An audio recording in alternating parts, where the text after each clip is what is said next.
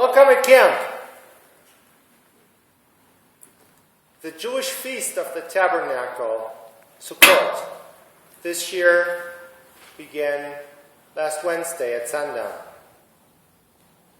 And it ends on nightfall, September 25th. It's also called Festival of the Booths. A sukkah is what you build somewhere in front of your house. It has palm branches on top and pretty much a tent situation that you're creating from natural resources there. For 8 days and 7 nights that this feast of Succoth lasts, Jews traditionally eat and sleep in their sukkah. A temporary dwelling, just like our tents today. That's where the holiday gets its name from. All of Judaism is camping out this week. Isn't that cool? Why would you do such a thing? Why would you set up tent in church? A tent is temporary housing. You don't want to live in it forever. But Israel is reminded that we were nomads when we first started out. We moved around wherever food was available, pitched our tent there, moved on to the next place. The youths did that around here. Their tents look different, but the concept is the same. This is not a permanent home. We heard the story when God's people set out from Succoth and camped at Etham on the edge of the wilderness. That's where the name of this feast comes from. That way out of Egypt into the promised land. You don't get to do that in an air-conditioned van.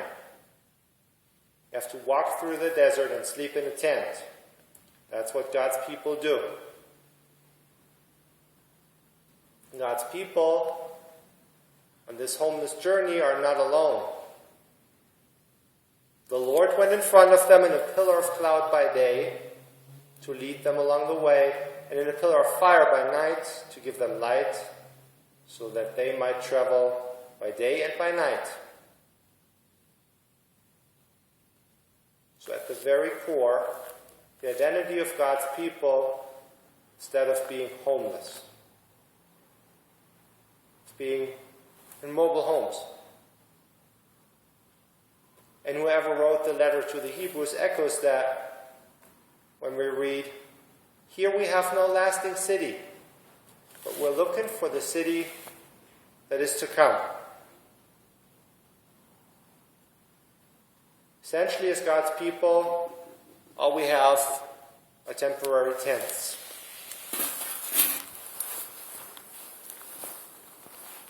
But then again, we do have roofs over our heads, hopefully. So that raises the question, where's home? And we discussed that throughout the week.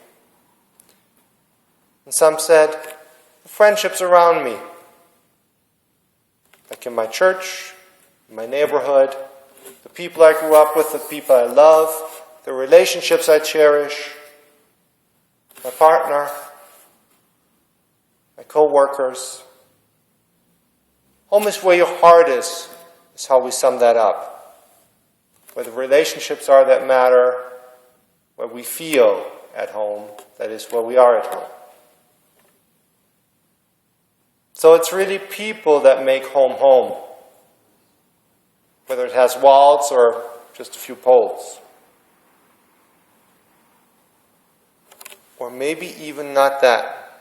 Maybe you could even do home yourself. Home is where I lay my head.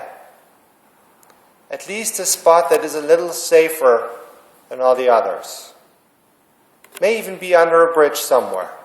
But that is my spot, that is my home, where I feel safe. So besides all the people that matter for home, a place also does matter. And some think bigger than others. My home is my castle. That whole steady concept. The untent, so to say. I don't want a tent. I need big breaks and tough walls. I need protection. I need stability. And yes, I don't want to be that mobile. I want to be rooted. I want a foundation. And for that I'm willing to trade, that my door is locked. And I decide who gets to come in. That's a whole lot less approachable than a good old tent is. And all of that is true to a certain degree. Home is where people and relationships are, but home is where places are. And the places we call home, they need the qualities of both a tent and a castle. They need to give us protection. They need to have open doors. But we still want to be able to lock them at times. Succoth is a wonderful reminder of the provisional character of our places. None of our places are there forever. None of our relationships are there forever. Israel has ever been moving around. God's people have always done that. There is no constancy in our places and in our relationships. God's people, as nomads, they were all over the map literally. Eventually, they ended up entering the Promised Land in that big tract that they're celebrating so much. And they set up shop and built the temple and houses and cities and all. A few hundred years later, boom, all gone. They're going into exile. Everything is taken from them. Eventually they got back out of the exile, rebuilding everything, until the Romans come in to destroy it once over again. Ever since then, Israel has been in diaspora. Even the creation of the modern-day state didn't change much of that. Israel is in constant motion, ever-changing. That is how we as God's people need to be also. That's just how life is. We're constantly chased around. We're constantly chasing around ourselves. One thing remains, though. Throughout all that moving around, hospitality remains. We're talking ancient Middle Eastern hospitality. So when someone comes to your tent, you make sure they get rest, they get fed, they get water, because they're in the desert, and they're safe with you. Nobody is allowed to touch them. They're under your protection while they're around your tent. The letter of Hebrew stresses that point. Do not neglect to show hospitality to strangers, for by doing that, some have entertained angels without knowing it. Now, a tent is a whole lot better for that than a house.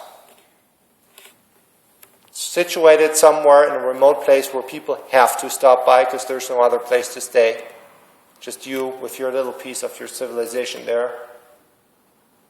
Remember that story of Abraham sitting in front of his tent? And the three men came,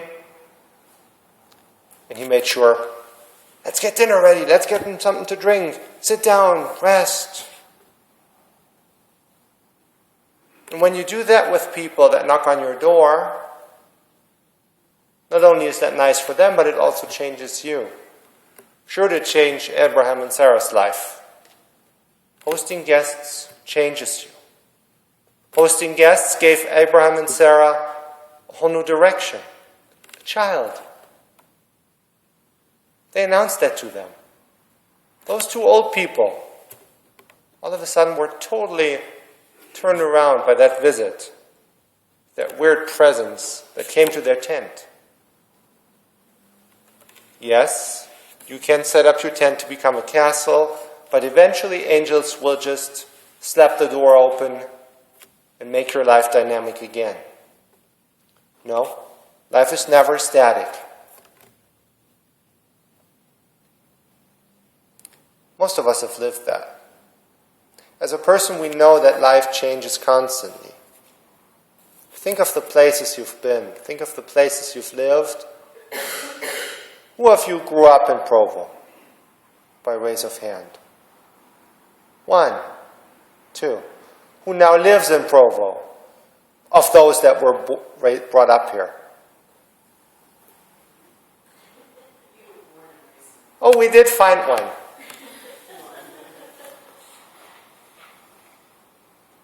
Moving all those places.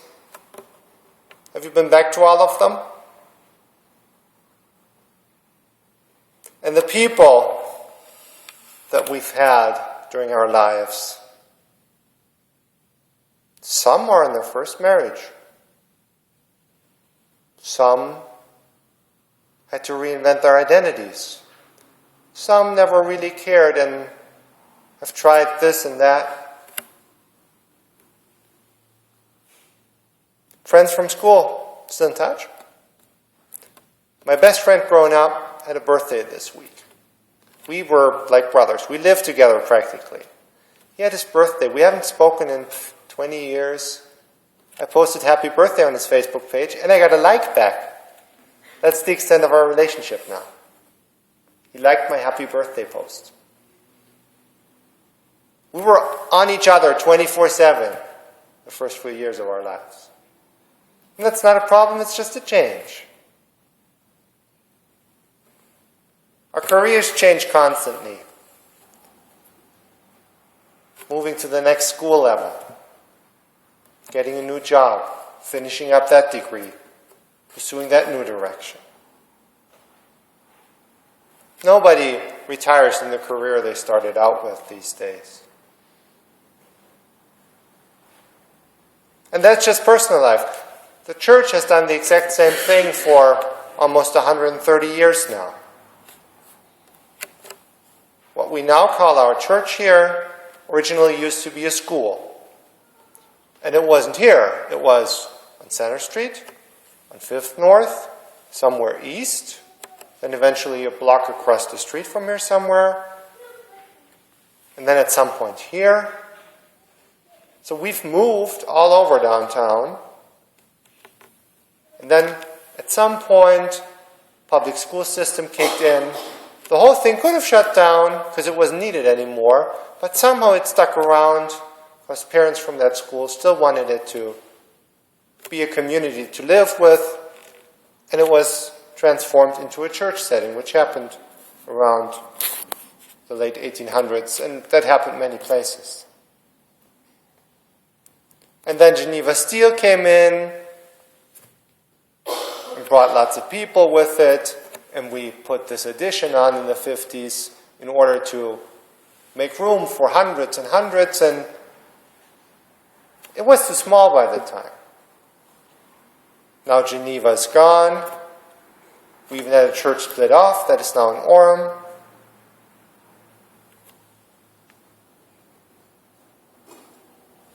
Geneva went away. Last night, the church, well, all day yesterday, the church set up a tent, actually, in a park to represent ourselves at the Pride Festival. We move around places, we do different things. The church has been through bust and boom, like we all have in our personal lives, with different relationships in different places. And that's okay. God's people are nomads by nature, or by call, if you will. Same thing. So when we sit at our booth for the Fest of Succoth, one important aspect is that of entertaining guests. And you invite them into your sukkah, where you sleep and eat. And people do that. They actually invite friends and neighbors and strangers. But also, every night out of those 7 nights, for dinner you'll have a special guest over, in spirit that is. They're called the Holy Shepherds. Not just the people you live with, you get to know that night, but the Holy Shepherds are coming. And they are Abraham, Isaac, Jacob, Moses, Aaron, Joseph, and David. 7 different characters with their own spiritual paths. And they're all paired with concepts to address faith lives. They bring humanity and all of creation to a more perfect state. That's what tradition wants to do with that. Abraham stands for loving kindness. Isaac is strength. Jacob represents harmony. Moses is eternality through Torah. Aaron is divine splendor. Joseph is spiritual foundation, and David embodies sovereignty. Now, can you imagine having those people around your dinner table? One highlighted every night.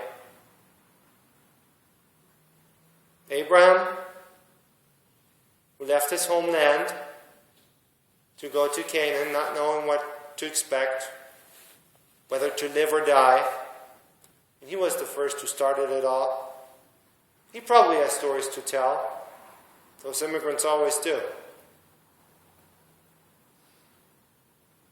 The next night you would have Isaac tell his story. My dad put me on that pile of wood and raised his knife and almost wanted to kill me. That makes for a good dinner story. Jacob has had war with his brother. Every family does that. But they were actually fighting each other with their bands of robbers and shooting at each other. And eventually they reconciled. That works. And you could tell us that story at your dinner table. Moses is the one who made history. Taking the people out of Egypt. But also he constantly ran up and down those mountains to talk with God face to face. That is extreme hiking. He ran up the mountains and saw God face to face. And you can talk about those hikes at your dinner table. Aaron has always been in charge of the priestly functions. He's not a tent kind of guy, actually. Right? He likes temples and big buildings. And we need those in our stories.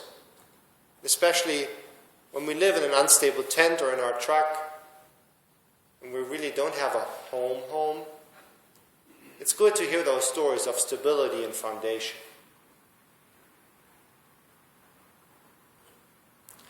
Joseph, his brothers sold him into slavery. Family stories again. But in that situation, where he was in the pit, literally, close to death, eventually his life was turned around and he became biggest man of Egypt. Life gone bad, gone better. That's a good dinner table story. You could turn that into a musical. David, similar story. That little shepherd boy became the greatest king of all. And he had all those dances and love affairs. There are movies about that. Are you willing to let your guard down like that? To give up the protective walls of your home?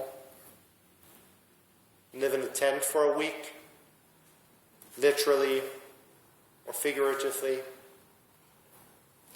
God calls us to keep our hearts open and our minds and our souls as if we were wandering Arameans, as if we were to live like this. With Israel, we set out from Succoth. We have no lasting city, but we're looking for the city that is to come. And along that way, we meet the most amazing characters. If only we keep our doors open and allow them in. Amen.